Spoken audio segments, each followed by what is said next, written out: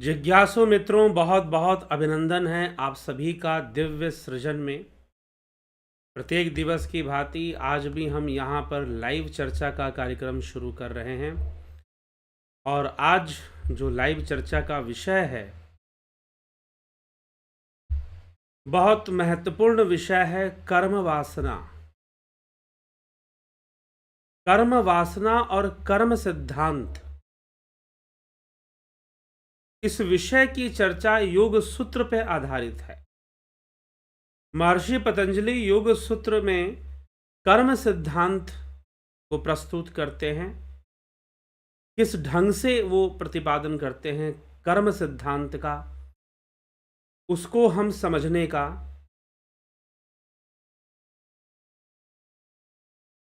प्रयास करेंगे। तो कर्म सिद्धांत किस प्रकार से महर्षि पतंजलि ने समझाया है, इसको हम आज समझने का प्रयास करेंगे। तो चर्चा जो आगे बढ़ रही है वो एक क्रम में बढ़ रही है। तो पीछे जो चर्चा हुई थी, क्या हुई थी? सिद्धियां। सिद्धियों से योगी चित्तों का निर्माण करता है, कई चित्त, और एक सिद्ध योगी तो शरीरों का भी निर्माण कर सकता है।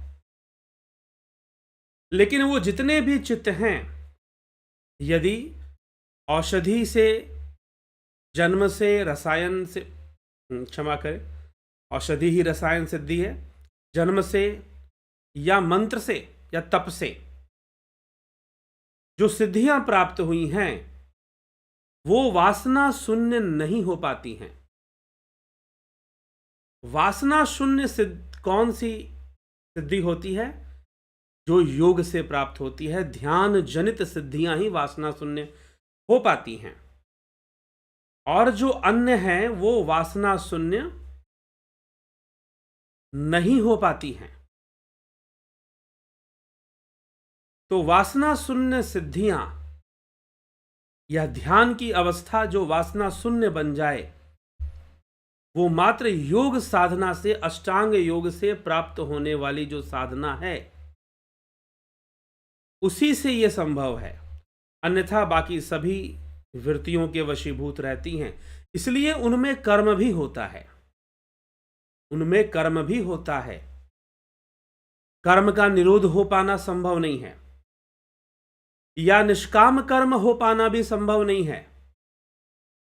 इसीलिए महर्षि पतंजलि इसी विषय को आगे बढ़ाते हुए जो तथ्य सामने लाते हैं 7वें सूत्र में, वो कहते हैं कि कर्मा अशुक्ल अकृष्ण योगिनस त्रिविध मीतरेशाम।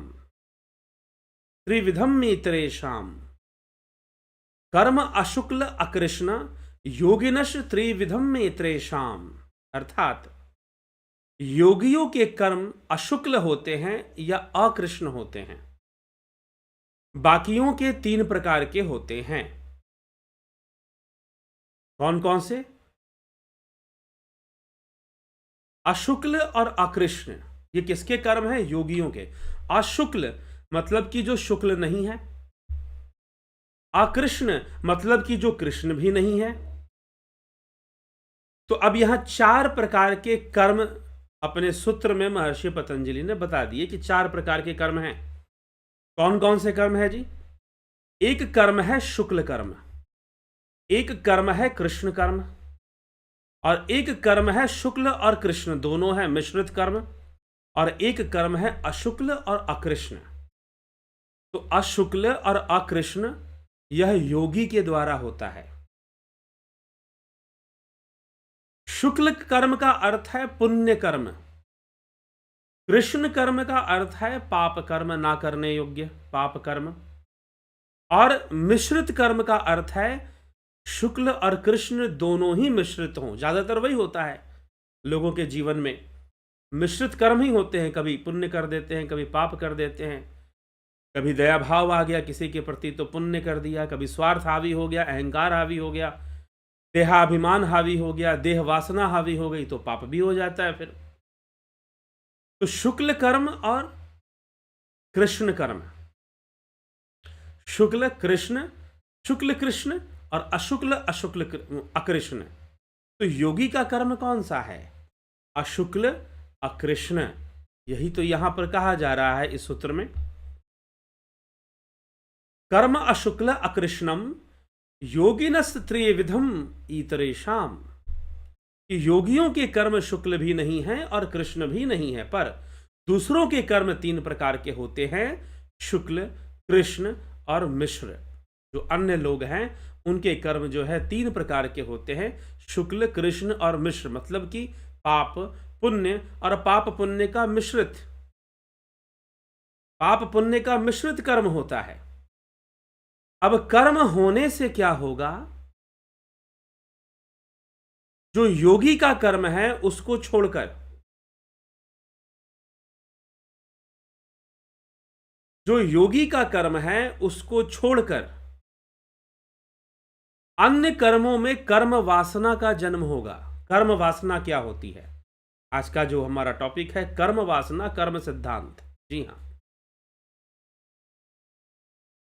तो कर्म वासना किसे कहते हैं? कर्म वासना उसे कहते हैं जब कोई कर्म इसलिए किया जाए जब कोई निश्चित फल की प्राप्ति करनी हो।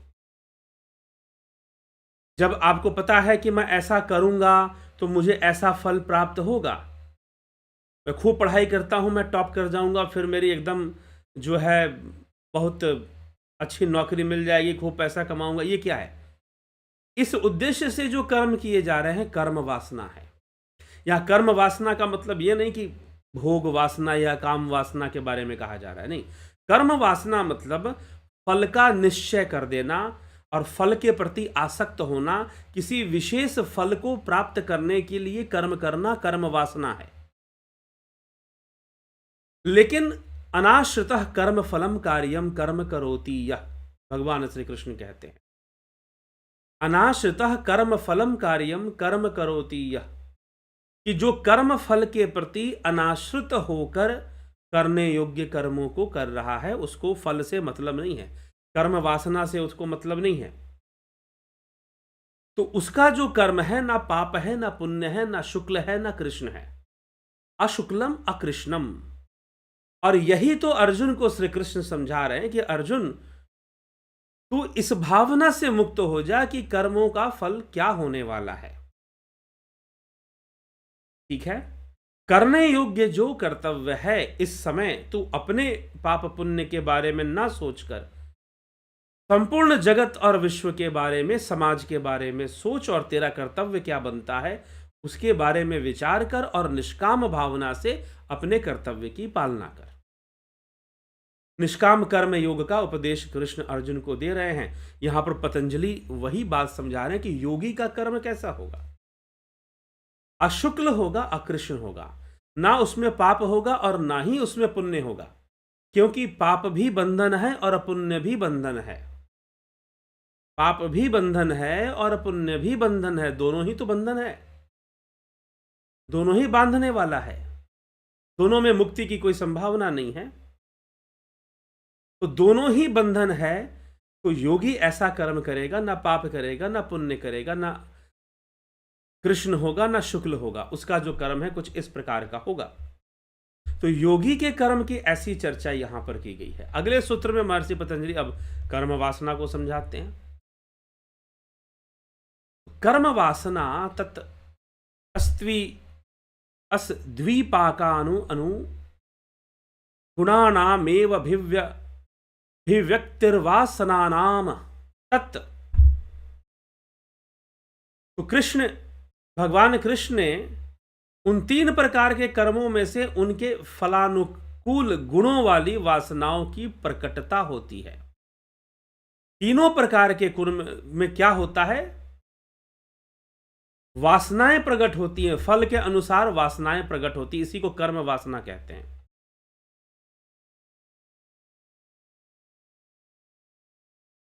इसी को कर्म वासना कहा जाता है। इन त्रिविध कर्मों से प्रत्येक अवस्था में वे ही वासनाएं प्रकाशित होती हैं, वे ही वासनाएं प्रकाशित होती हैं जो केवल उस अवस्था में प्रकाशित होने के योग्य हैं। तो त्रिविध कर्म कौन कौन से कर्म है? शुक्ल कर्म, कृष्ण कर्म और मिश्रित कर्म। शुक्ल कर्म, कृष्ण कर्म, इनमें जो है वासनाएं पैदा होंगी। बाकी जो योगी का कर्म है वह अशुक्ल और अकृष्ण है। तो 4 प्रकार के कर्म की चर्चा महर्षि पतंजलि कर रहे हैं। तो उनमें अभिव्यक्तिर्वासनानाम,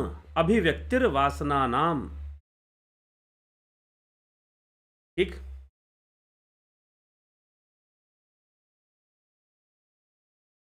तो यही महर्षि पतंजलि का यह सूत्र हमें समझाता है कि अभिव्यक्ति, वासनाओं की अभिव्यक्ति किनमें होगी, तो त्रिविध कर्मों में वासनाओं की अभिव्यक्ति अवश्य होगी। इन त्रिविध कर्मों से प्रत्येक अवस्था में ही वासनाएं प्रकाशित होती हैं,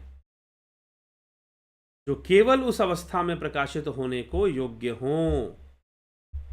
अगले सूत्र में इन वासनाओं की बात करते हुए महर्षि पतंजलि कहते हैं, जाति देश कालव्यव हितानामप्यनांतर्य स्मृति संस्कारयोरेक रूपत्वात्।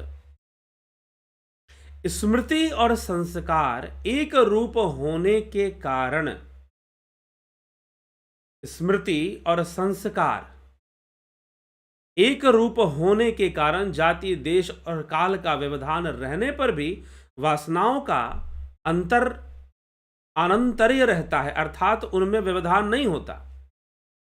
आपकी जाति कुछ भी हो, देश मतलब स्पेस कुछ भी हो, टाइम कुछ भी हो, स्पेस एंड टाइम चाहे कुछ भी हो जाए, और चाहे आप किसी भी जाति अवस्था में हो, जो कर्म वासनाएं हैं उनका कोई व्यवधान, कर्म संस्कारों का कोई व्यवधान वो पैदा नहीं करती हैं। कौन नहीं करती हैं? जाति, काल और जाति, देश और काल, ये तीनों कर्म वासनाओं को नहीं रोक सकती हैं, कर्म फल में व्यवधान पैदा नहीं कर सकती हैं। ऐसा समझाने का प्रयास महर्षि पतंजलि यहां पर कर रहे हैं। तो कर्म वासनाएं होंगी, तो जाति देश काल के परिवर्तन से कर्म सिद्धांत पे कोई फर्क नहीं पड़ेगा, ठीक है। कर्म सिद्धांत पे कोई फर्क नहीं पड़ेगा कि आप कोई मान लो किस देश में रहता है, किस काल में है, चाहे वो भूतकाल में था, चाहे आज से 100 वर्ष पहले था या 100 वर्ष बाद होगा, काल परिवर्तन हो गया। भारत में होगा कि अमेरिका में होगा, किस अवस्था में होगा, किस जाति, जाति का अर्थ योनि से भी है कि किस योनि में होगा, ठीक है। पशु योनि में है कि मनुष्य योनि में है, और किस देश में है, कहाँ पर है, तो किस जाति में है, किस देश में है और किस काल में है, इस बात से कोई फर्क नहीं पड़ता।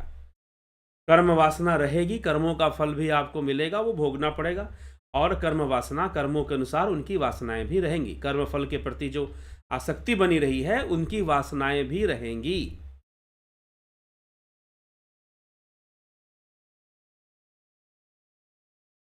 ठीक है। तो यह बात समझाने का प्रयत्न यहां पर महर्षि पतंजलि इस प्रकार से कह रहे हैं।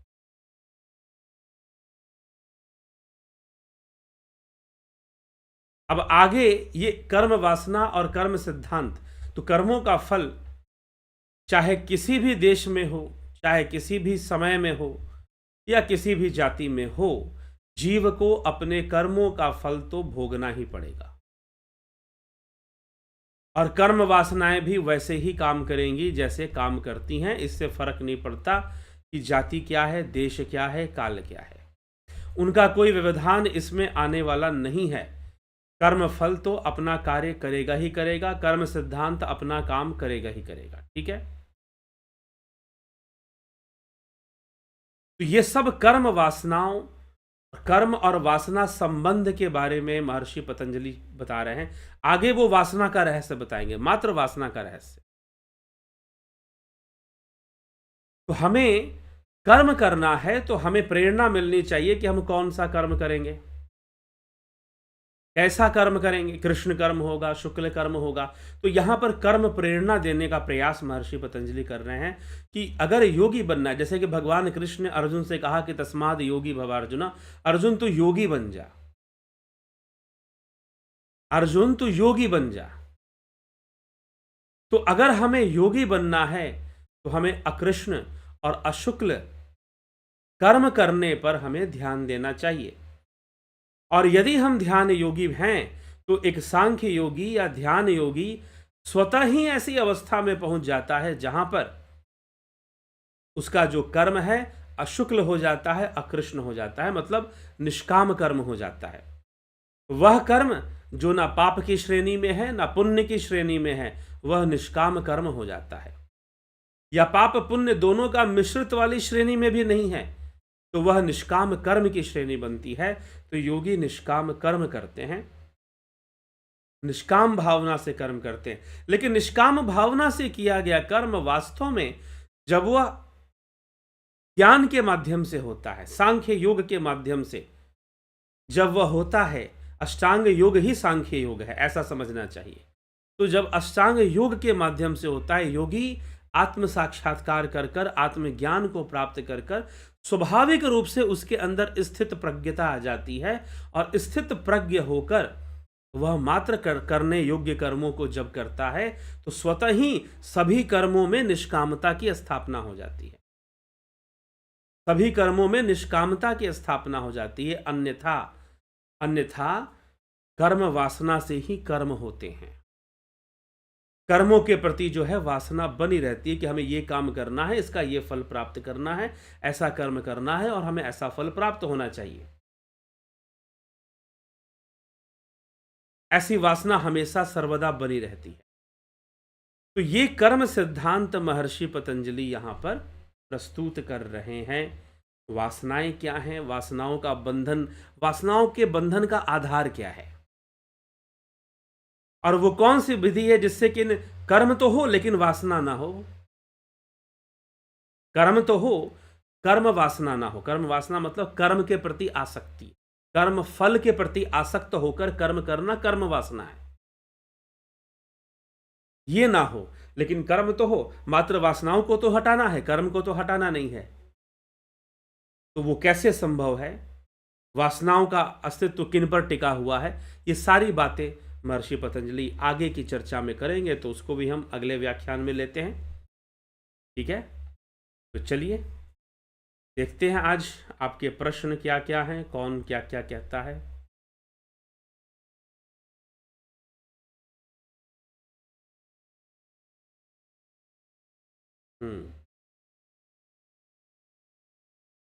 सविता नायक जी, ओम तत्सत। नवज्योति नाथ जी, बहुत अभिनंदन है।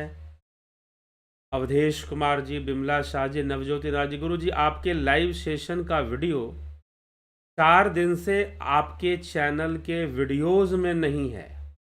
आप वीडियोस में मत ढूंढिए, वहां पर आगे में एक लाइव का आपको ऑप्शन मिलेगा।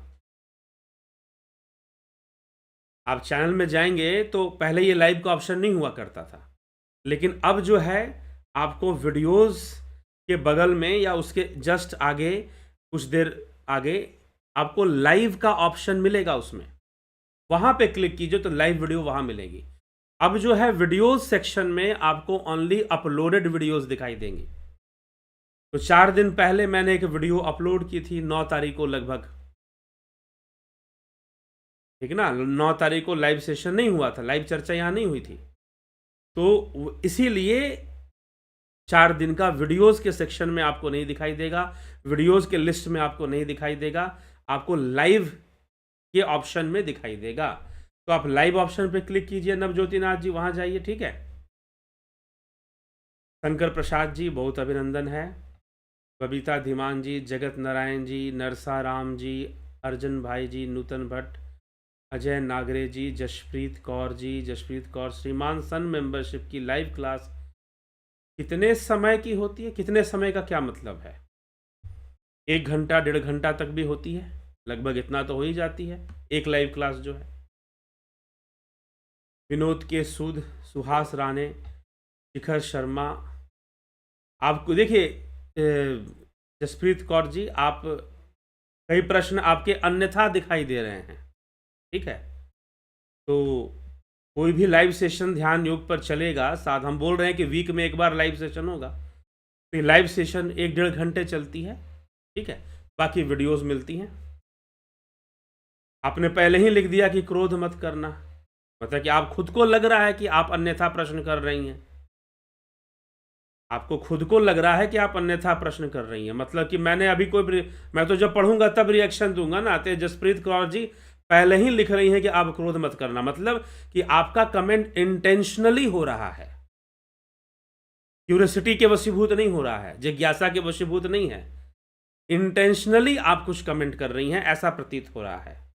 ठीक है, लेकिन इसलिए ये लिखने की कोई जरूरत है नहीं कि आप क्रोध मत करना, आप अपना प्रश्न कीजिए। अगर आपका प्रश्न बहुत सही लगेगा, जबरदस्ती की खिंचाव नहीं लगेगा, तो आप 20 बार करिए, मुझे कोई दिक्कत नहीं है।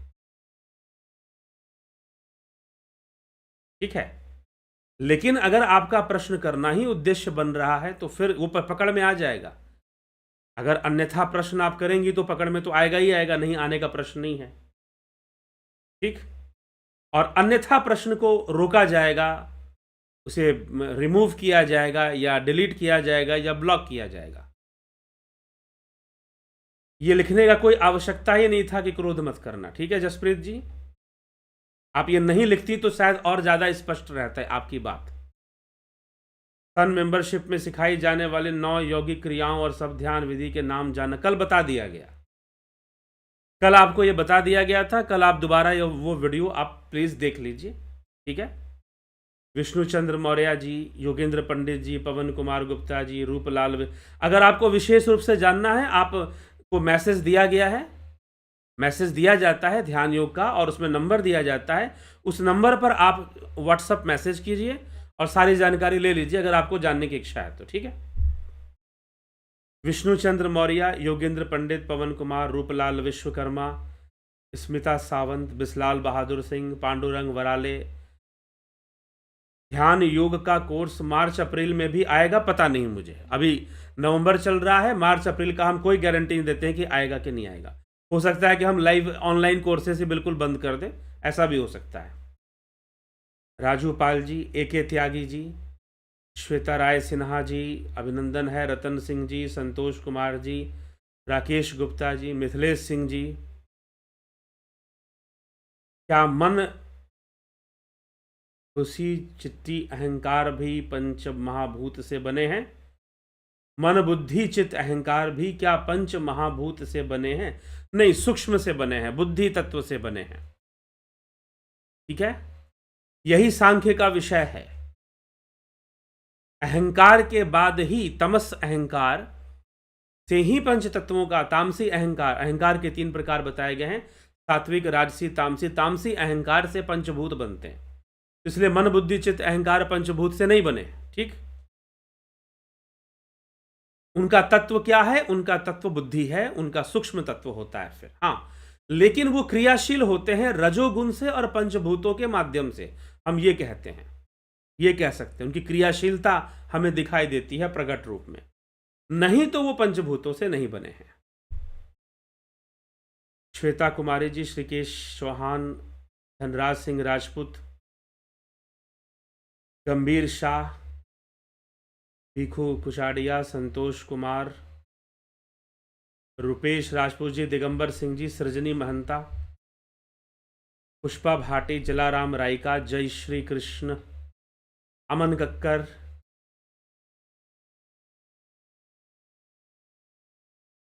आज लेट हो गए आप, चलो कोई बात नहीं, बाद में देख लेना। ठीक है, मैथ मैजिक्स, अभिनंदन है, राम लखन राजपूत जी, AK भट्ट जी, क्लेश कर्म वासना का मूल है, क्या सही है? जी हाँ, क्लेश कर्म, क्लेश भी है, अविद्या, अस्मिता, पंच क्लेश की जो चर्चा है, अविद्या है, अस्मिता है, फिर आपका राग, द्वेष, अभिनिवेश, ये पंच क्लेश हैं, कर्म है, ये सब वासना के मूल हैं, बिल्कुल कह सकते हैं ऐसा। कर्मों में आसक्ति, वासना के कारण ही तो कर्मों में आसक्ति है, ठीक ना, वासना के कारण ही तो कर्मों में आसक्ति है। तो ये चीज है सर, अगले महीने तो आएगा, अगले महीने आप प्रतीक्षा कीजिए, मैंने बोल रखा पहले ही कि बीच में 1 या 2 महीने के लिए गैपिंग हो सकता है, ध्यान योग का कोर्स शायद ना आए, तो आप प्रतीक्षा कीजिए कि अगले महीने अनाउंसमेंट अगर होगा तो इस महीने के अंत तक होगा या 1 दिसंबर तक होगा कि हाँ जी दिसंबर में भी कोर्स होगा। ठीक है, उस समय के लिए आप प्रतीक्षा कर लीजिए तो ज़्यादा अच्छा रहेगा, इंतज़ार कीजिए, ठीक है। अगर आपको अभी नहीं ज्वाइन करना है या आप नहीं कर पा रहे हैं तो आप प्रतीक्षा कर सकते हैं, लेकिन आएगा आएगा तो ज़रूर, ऐसा तो नहीं है कि कभी नहीं आएगा, आना तो है, लेकिन गैपिंग हो सकता है। हाँ, मार्च अप्रैल की कोई गारंटी अभी हम नहीं दे सकते, अभी नवंबर चल रहा है, मार्च अप्रैल के बारे में हम आपको क्या बताएं, ठीक। मार्च अप्रैल के बारे में हम आपको क्या बताएं, तो ये हमें इसका ध्यान रखना है। चलिए, ओम नमः शिवाय, सीताराम माली जी। तो ये इस तरह से है, देख लीजिए, आप ध्यान योग कोर्स के बारे में पूछ रहे हैं, जो लोग या जानना चाहते हैं उनके लिए सूचना है। ध्यान योग स्टार्टिंग फ्रॉम 20 नवंबर, 20 नवंबर से स्टार्टिंग फ्रॉम 20 नवंबर से शुरू होगा। ड्यूरेशन 1 मंथ है, ऑनलाइन मेडिटेशन कोर्स है, guided meditation, transcendental meditation, spiritual healing. इस कोर्स के अंदर ये 3 पार्ट में है। अगर हम इसको सही से समझना चाहते हैं तो गाइडेड मेडिटेशन हठ योग है, ट्रांसेंडेंटल मेडिटेशन राज योग है, और स्पिरिचुअल हीलिंग एक आध्यात्मिक उपचार है, ठीक है। स्पिरिचुअल हीलिंग जो है एक आध्यात्मिक उपचार है। तो आध्यात्मिक उपचार होने के कारण स्पिरिचुअल हीलिंग इसका नाम दिया गया है। तो आप यह भी कर सकते हैं, स्पिरिचुअल हीलिंग का भी। अगर आप तीनों करना चाहते हैं, जुपिटर मेंबरशिप आपको ज्वाइन करना पड़ेगा, सन मेंबरशिप आप ज्वाइन कर सकते हैं। अब जो है क्या जुपिटर मेंबरशिप, आप ऐसा भी कर सकते हैं कि सन मेंबरशिप कर लीजिए और बाद में जुपिटर कर लीजिएगा, 1 महीने बाद या 2 महीने बाद भी जुपिटर कर सकते हैं। और जब आप सन कर लेंगे तो जुपिटर वैसे ही उसका जो कॉस्ट है वो 50% कम हो जाएगा अपने आप जुपिटर करने के लिए। लेकिन जुपिटर करने के लिए, हीलिंग करने के लिए सन मेंबरशिप पूरा करना जरूरी है। इसलिए जुपिटर मेंबरशिप में तीनों ही है, गाइडेड मेडिटेशन, ट्रांसेंडेंटल मेडिटेशन और स्पिरिचुअल हीलिंग। सन मेंबरशिप में गाइडेड है और ट्रांसेंडेंटल है, ठीक। गाइडेड है और ट्रांसेंडेंटल है, यही 2 चीजें मिलेंगे। हीलिंग का आपको कोर्स नहीं मिलेगा। लेकिन अगर मान लीजिए आप सन करते हैं, आप कहते हैं कि भाई हम एक साथ हम इतना जो है नहीं पैसा खर्च कर पाएंगे, हम बाद में करेंगे, तो आप सन कर लीजिए। सन करने के 1 महीने बाद भी आप जुपिटर कर सकते हैं, या नेक्स्ट मंथ में भी आप जुपिटर कर सकते हैं, या कोर्स कंप्लीट होगा। मान लीजिए सन शुरू हुआ नवंबर में, दिसंबर में कंप्लीट होगा। तो जब दिसंबर में कंप्लीट होगा तो उस समय भी नेक्स्ट मंथ में भी आप जुपिटर ज्वाइन कर लीजिएगा। जैसे ही आपका सन कंप्लीट हुआ, क्योंकि सन कंप्लीट होने में कम से कम 22 दिन का टाइम तो लगेगा, 22 से 25 दिन। तो जैसे ही 22-25 दिन पूरा हुआ, आप फिर पे कर हाफ ऑफ द जो फी है, जो कॉस्ट है, उसको पे कर आपका ऐसे ही 1 महीना हो गया, साथ में कंटिन्यू हो जाएगा। ऐसे कई लोगों ने किया है। अभी भी कई लोगों ने जो सन कर रहे थे उनका सन कंप्लीट हुआ है कल। उनमें से जिन्होंने जुपिटर नहीं ज्वाइन किया था, अभी पेमेंट करके जुपिटर ज्वाइन किया, और कुछ लोगों ने स्टार्टिंग में ही कर लिया था, पिछले महीने ही कर लिया था जुपिटर ज्वाइन। तो ऐसे 2 महीने में पेमेंट हुआ उनका। 2000 रुपये उन्होंने स्टार्टिंग में किए, 2000 रुपये उन्होंने एंड पर, जब सन कंप्लीट हुआ, जुपिटर शुरू होने वाला है, क्योंकि सन कंप्लीट होगा तभी जुपिटर का हीलिंग प्रोसेस शुरू होगा, ठीक। तो उन्होंने उस समय पेमेंट करके कर लिया। तो आप वैसे भी कर सकते हैं, एक साथ भी कर सकते हैं सारा जुपिटर का। अगर आप चाहते हैं लंबा 2 महीने का गैप ले, 2 महीने का गैप ले कर लेना भाई हीलिंग का। लेकिन हीलिंग सीखने के लिए आपको गाइडेड मेडिटेशन, ट्रांसेंडेंटल मेडिटेशन का कोर्स कंप्लीट करना ही पड़ेगा। हीलिंग में एडमिशन उन्हीं लोगों को मिलेगा, हीलिंग में एडमिशन उन्हीं लोगों को मिलेगा जो यह कोर्स करेंगे, जो गाइडेड। और तो अभी जुपिटर शुरू होने वाला है, ठीक है, ये चीज है। किसका शुरू होने वाला है? जिन्होंने 20 अक्टूबर का जिनका कोर्स शुरू हुआ था उनके लिए। लेकिन उसके पहले जिन्होंने सन किया है, जुपिटर नहीं किया है, वो अभी भी जुपिटर ज्वाइन कर सकते हैं, और उनको ये जो शुरू होगा जुपिटर, उसमें उनको एंट्री मिल जाएगी, जो कल से शुरू होगा, ठीक। तो इस तरह से ये कोर्स चलता है, और इसमें ये सारी चीज़ें सिखाई जाती हैं। आपको बहुत डिटेल में जानकारी चाहिए, आपको बहुत डिटेल में जानकारी चाहिए, तो ये सारी चीज़ें हम क्यों आपको दे रहे हैं? आप खुद विचार कीजिए कि ये हम क्यों दे रहे हैं। ये ध्यान योग नंबर दिया है, व्हाट्सएप नंबर दिया है, क्यों दिया है? ये इसलिए आपको दिया है 9661802459। ठीक, ये जो नंबर आपको दिया गया है, ये इसीलिए दिया गया है, आपको जितनी जानकारी लेनी है इस विषय में व्हाट्सएप मैसेज कीजिए, आप जानकारी प्राप्त कीजिए, आपको सारा डिटेल वहां पर दे दिया जाएगा। ठीक, लेकिन यहां पर एक ही प्रश्न को आप रिपीट कर करके पूछेंगे तो उसका उत्तर यहां नहीं दिया जाएगा। हाँ, आप एक बार पूछेंगे तो ठीक है, लेकिन एक ही प्रश्न बार बार पूछेंगे तो फिर उसका उत्तर बार बार क्यों दिया जाए भाई? एक ही व्यक्ति पूछे, हाँ कोई दूसरा व्यक्ति पूछता, कोई दूसरा व्यक्ति पूछे तो हम सोचेंगे भाई चलो भाई ये नए व्यक्ति हैं, पूछ रहे हैं तो थोड़ा बता देते हैं, लेकिन फिर भी पूरा नहीं मिलेगा क्योंकि ये है नहीं इस तरह का चीज़। आप कंप्लीट डिटेल चाहते हैं कि कोर्स का क्या पैटर्न होगा, कैसे कोर्स आगे बढ़ेगा, जैसे सिलेबस होता है, सिलेबस की तरह अगर आप जानना चाहते हैं इसका सिलेबस क्या होगा, तो आप व्हाट्सएप मैसेज कीजिए, पर्सनल कांटेक्ट में आइए, ताकि कोर्स ज्वाइन करने में भी आपको अपना आप कौन है क्या है सब बताना पड़ता है, स्पेशली ध्यान योग के लिए। फिलॉसफी कोर्स में इतना वो नहीं है, लेकिन ध्यान योग कोर्स जब आप करेंगे तो आपको अपनी पूरी पहचान हमें बतानी पड़ेगी कि who is joining the course. ठीक है, तो ये चीज़ है, ये रूल है। अब उसमें कोई अपनी मन मर्जी करे या कुछ करे तो वो अपना अलग बात है, लेकिन वो आईडी आपके रहने का उद्देश्य क्या है? देखिए, जिन लोगों ने भी ध्यान योग कोर्स किया है अपने उसके साथ किया है, इन फ्यूचर अगर हम ऑफलाइन प्रोग्राम करते हैं, कई बार ऐसा भी लोग करते हैं, सुनिए ध्यान से हम बता रहे हैं आज, ऐसा भी कोई करते हैं कि किसी दूसरे के नाम और फोटो से आईडी से वो ज्वाइन कर लेते हैं, कर कोई कोर्स और रहा है, फोटो किसी और के लगा दी, कर लो भैया हमें दिक्कत नहीं। कई लोग कई तरह की बातें बोलने वाले हैं तो कर लो। कई बार क्या होता है, एक व्यक्ति ज्वाइन करता है और एक व्यक्ति के नाम पर 2 आदमी कोर्स करता है या 3 आदमी कोर्स करता है। ठीक है, उससे भी हमें कोई करना है आप कर लो, लेकिन जब हम कोई इवेंट करेंगे ऑफलाइन तो हम उन्हीं लोगों को दोबारा साधना शिविर में निःशुल्क एंट्री उन्हीं को देंगे जिनकी आईडी हमारे पास हो, जिनकी आईडी हमारे पास होगी, जिनका नाम और फोटो हमारे पास होगा, उन्हीं लोगों को हम मान्य मानेंगे कि भाई ये व्यक्ति हैं जिन्होंने कोर्स किया है। अगला अगर कोई आकर कहे भी और उसका डिटेल हमारे पास नहीं है कि हमने कोर्स किया है आपका, तो हम उसको एक्सेप्ट नहीं करेंगे। ठीक है, तुमने किया होगा, उससे हमें क्या फर्क पड़ता है।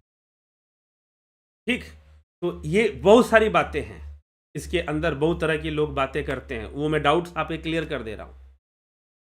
इसीलिए कंप्लीट डिटेल आपकी ली जाती है, ताकि अगर हम दिल्ली में, मुंबई में कहीं पर भी ऑफलाइन प्रोग्राम करते हैं तो फ्री एंट्री उन्हीं को होगा जिन्होंने ऑनलाइन में अपना डिटेल दिया था, अपना आईडी दिया था। ठीक है, उन्हीं की फ्री एंट्री वो होगी, मान्य होगी, उन्हीं को हम बैठाएंगे। इसीलिए लाइव सेशन भी होता है, और लाइव सेशन में भी आपको नियम से अपना वीडियो ऑन करके रखना पड़ता है, ये सारी चीज़ें चलती हैं। तो ये सारे रूल्स होते हैं ध्यान योग कोर्स के। ठीक, तो इन बातों को समझिएगा। आगे पीछे बहुत सारी चीज़ें, कुछ लोग ये भी कहते हैं कि आप ये कोर्स कर रहे हैं, हमने आपसे सीखा, हम अपना कोर्स लॉन्च कर दे। कर दो भाई, आप ये कह रहे हैं कि हमारा कॉपी पेस्ट कर देंगे, कर दो, मैं भी शास्त्रों से लेके बताता हूं। हाँ, लेकिन फर्क इस चीज का पड़ जाएगा कि क्या आपका भी अभ्यास परिपक्व है। सिर्फ कोर्स कॉपी पेस्ट करने से नहीं होगा ना, तरह तरह के प्रश्न। अभी कल की ही बात है, एक महानुभाव ने प्रश्न कर दिया कि मैं साधना करता हूं तो मेरा शरीर भारी हो जाता है। अब किन किन कारणों से भारी होता है, और भारी ना हो उसके लिए क्या करना है। मुझे यहाँ दर्द होता है, एनर्जी ब्लॉकिंग्स होती हैं। भैया उन सब का जब तक एक्सपीरियंस के मार्ग से नहीं गुजरोगे कॉपी पेस्ट करके क्या कर लोगे? 2-4 लोगों को धोखा दे दोगे, यही तो कर लोगे ना। जब तक अनुभव के रास्ते से नहीं गुजरोगे, खुद जब तक 5 साल, 10 साल, 12 साल साधना में नहीं लगाओगे, तब तक वो मैच्योरिटी नहीं आ पाएगी कि आप दूसरों को दे सको। ठीक है? अरे ये तो योग का मार्ग है, वैसे ही रहस्यमय है। आप साधारण वर्ल्ड में चले जाओ, कॉमन वर्ल्ड में एक बिजनेस आदमी कर रहा है और जिसने वो बिजनेस नहीं किया है वो सोचे कि भाई ये इस बिजनेस से इतना कमा रहा है, मैं भी कमा लूं। नहीं, उसे उस बिजनेस का कोई एक्सपीरियंस ही नहीं, तो कहां से कर लेगा? समय लगेगा, बहुत एक्सपीरियंस हो जाएगा तो ही कैन अर्न। तो पहले तो अपने आप को जब तक हम जेन्युइन नहीं बनाएंगे, अपने आप को हम जेन्युइन बनाएंगे नहीं और जेन्युइनिटी के साथ साधना नहीं करेंगे, परिपक्वता नहीं लाएंगे, एक समर्पण भाव नहीं लाएंगे साधना के प्रति, आध्यात्म के प्रति एक समर्पण भाव होना चाहिए। तब जाकर भाई विकसित होने में समय लगता है, चीजों को समझने में समय लगता है, ऐसे ही नहीं हो जाती हैं। आप ये मत सोच लेना कि मैं यहाँ पर जो कोर्स करवा रहा हूँ, इसीलिए मैं कई लोगों से मिलता भी हूँ, ताकि वो जाने समझे, मुझे आमने सामने से जाने, सिर्फ ऑनलाइन ही ना देखते रहें। ठीक है? तो चलिए, ये एक बात है, इसलिए उस फर्क को समझिए। मैं इस बात की चिंता नहीं करता, मुझे कुछ 1-2 लोग बोले कि आप ऐसे कोर्स करवा रहे हैं, हो सकता है कि आपसे सीख कर कोई दूसरा करवाना, कर लो भाई, जाओ, अगर कर सकते हो तो जाओ कर लो। लेकिन उसके आगे पीछे कई सारी चीजें होती हैं, अध्ययन भी होना चाहिए उसी हिसाब से। ठीक है? तो बहुत सारी चीजें हो जाती हैं, बहुत सारी चीजें इसमें जुड़ जाती हैं, तब जाकर आप किसी को कुछ बता सकते हो। ठीक है? सही तरीके से बता सकते हो, सिस्टमेटिक वे में बता सकते हो। इसलिए योगा करवाना, सरकार ये क्यों योग परीक्षाएं लेती है, क्यों ऐसे योगी? क्योंकि कुछ भी योगा नहीं, योगा उनसे सीखिए जो सब जानते हैं कि भाई ये आसन करने से ये समस्या भी आ सकती है, ये आसन करने से ये लाभ हो सकता है और समस्या भी आ सकती है, नहीं तो उल्टा असर हो जाएगा, सारा का सारा उल्टा असर हो जाएगा, विपरीत स्थिति बन जाएगी, फिर लाभ मिलने के बजाय उल्टा और नुकसान हो जाएगा अगर कहीं से भी कुछ भी करना शुरू कर देंगे तो इन सभी विषयों पर आप समझ कर ही कोर्स ज्वाइन करें, या जिन्होंने कोर्स कर लिया है वो सोचे कि अगर हम किसी को करवा देंगे तो भाई ठीक है, करवा सकते हैं, लेकिन सारी चीजों को पकड़ना पड़ेगा, समझना पड़ेगा। इसीलिए हमने सोच रखा है कि भविष्य में हम एक ट्रेनर कोर्स लाएंगे कि जो लोग दूसरों को सही तरीके से साधना करवा सकें, उनको सिखा सकें। उसके लिए जरूरी कई जानकारियां उनको रखनी पड़ती हैं, वो जानकारियां उनको दी जाएगी। वो ट्रेनर कोर्स होगा, योगा ट्रेनर जैसे होते हैं वैसे ही ध्यान योग ट्रेनर कोर्स होगा। ठीक है? वो अभी आएगा, उनके लिए कुछ कंडीशंस होंगी कि वो सारे कोर्स किए हुए हों जो इस चैनल के माध्यम से, दिव्य सृजन के माध्यम से चलता है। तो ये सारी चीजें हैं और सोच समझकर इसलिए वो अपना करें। और कुछ भी पूछना है आप व्हाट्सएप मैसेज कीजिए, 9661802459 ये नंबर दिया हुआ है, आप व्हाट्सएप मैसेज कीजिए, सारा डिटेल ध्यान योग का ले लीजिए। यहाँ पर हम डिटेल बताते ही हैं, वही डिटेल वहाँ पर भी आपको बताया जाएगा। और क्योंकि वहाँ पर आप पर्सनली पूछेंगे तो पर्सनली सब उत्तर आपको दिया जाएगा। ठीक, यहाँ पर बार बार रिपीट कर कर एक ही प्रश्न पूछना वो ठीक नहीं है। ठीक ना? तो आप व्हाट्सएप मैसेज कर कर प्रश्न का उत्तर अपना ले लीजिए कि भाई हमें ये कोर्स करना है, इस कोर्स का क्या पैटर्न होगा, कैसे चलेगा, हमें ये टाइम है, हमें ये टाइम नहीं। कई लोग कहते हैं कि भाई हम तो सुबह में करेंगे, हम तो शाम को नहीं कर पाएंगे, आप सुबह में करवाइए तो हम ज्वाइन करेंगे। अगर हम शाम को नहीं करवा सकते या सुबह में नहीं करवा सकते तो हम भाई नहीं करवा सकते। आपको ज्वाइन करना है करिए, आपको ज्वाइन नहीं करना है नहीं करिए। आपके पास पैसे हैं ज्वाइन करिए, नहीं है मत करिए, जब हो जाएंगे तब कर लीजिएगा। ठीक है? तो ये सब बातें हैं। अब इनको, ये विवेक वाली बातें हैं, खुद की अपनी व्यक्तिगत समझ वाली बातें हैं। तो ये सब विचार करके आप कोर्स ज्वाइन करें। कोर्स कई लोगों ने ज्वाइन किया है, गांव के लोगों ने भी ज्वाइन किया है, ऑटो रिक्शा चलाने वालों ने भी ये कोर्स किया है, ठीक है। तो इसीलिए आपको घबराने की जरूरत नहीं है। यदि आपको करना है अभी कर लीजिए, बाद में कर लीजिए, जैसे आपको सुविधा है। और किसी भी तरह की व्यक्तिगत बात है, आप व्हाट्सएप मैसेज कीजिए और बात करिए, ठीक। तो आपको वहां पर सारा डिटेल दे दिया जाएगा, आपके पर्सनल, क्योंकि बहुत सारे प्रश्न आपके पर्सनल हो सकते हैं ना, सबके नहीं हो सकते, सामूहिक प्रश्न नहीं हो सकते। यहां लाइव चर्चा में आप सामूहिक प्रश्न पूछें, तो व्यक्तिगत प्रश्न है व्हाट्सएप मैसेज कीजिए और पूछिए आप।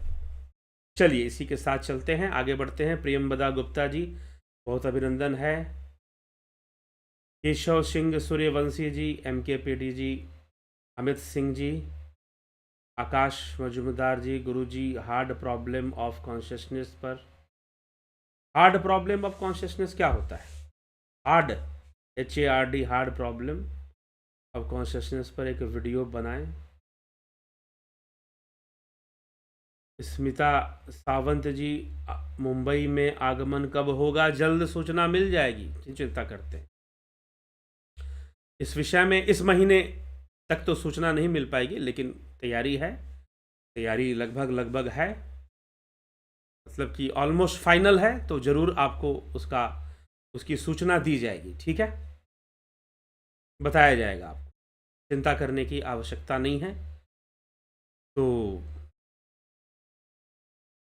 हीरालाल यादव जी, बहुत अभिनंदन है, सभी का बहुत अभिनंदन है। तो इसी के साथ विराम देते हैं आज के कार्यक्रम को, और कल फिर मिलते हैं लाइव चर्चा में। कल फिर मुलाकात होगी लाइव चर्चा में, और आगे बढ़ते हुए जो कैवल्यपाद हम सुन रहे हैं, तो कैवल्यपाद के अगले विषय पर, अगला टॉपिक क्या है, महर्षि पतंजलि क्या समझा रहे हैं, उस पर हम कल के व्याख्यान में आपसे चर्चा करेंगे। तो बहुत बहुत आभार आप सभी का। इसी के साथ हम आज के इस कार्यक्रम को विराम देते हैं।